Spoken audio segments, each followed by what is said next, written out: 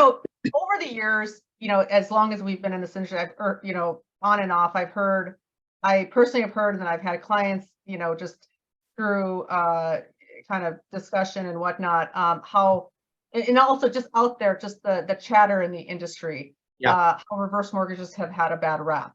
And so let's talk about that a little bit. What is it about reverse mortgage back then that kind of gave it basically gave it a negative connotation when you heard reverse mortgage? And how do you think things have changed now with the program?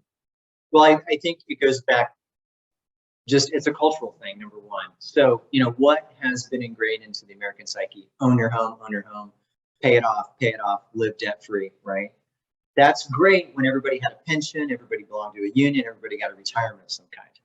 Okay. That's not true today.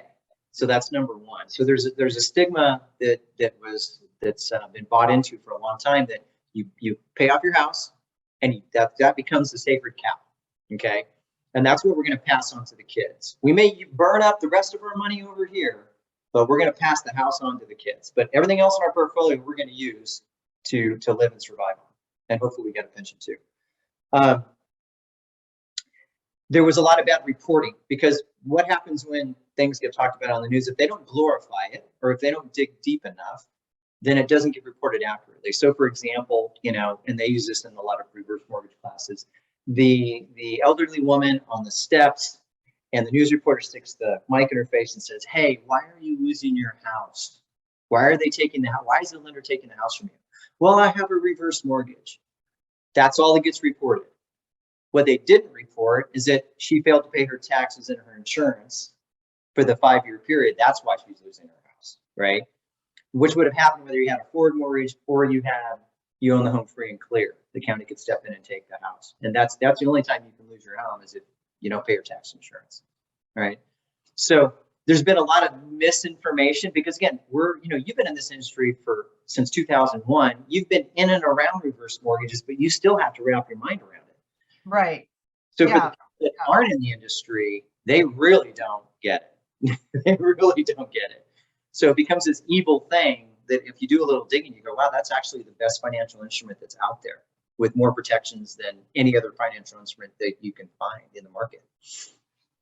And the more that I learned about reverse mortgage, I mean, to me, it's just a really great financial tool. Yes. To better your financial investment picture, right? Yes. To extend your whole portfolio. Yes. Because like as you said, back in the days, the idea was to pay off, be debt free, pay off your home, pay the mortgage for 30 years. Well, I don't know anybody that is going to pay off their mortgage, I don't know anybody that is going to stay in that house for 30 years and pay off that same loan. Right. It's just like that culture is just gone. So what I see a lot now is that people are using mortgages as tools, as leverage, to get to get themselves to the next level of where they want to be financially. That's right. So it sounds like to me it's a great financial tool to do that. Is there, in your opinion, because with any of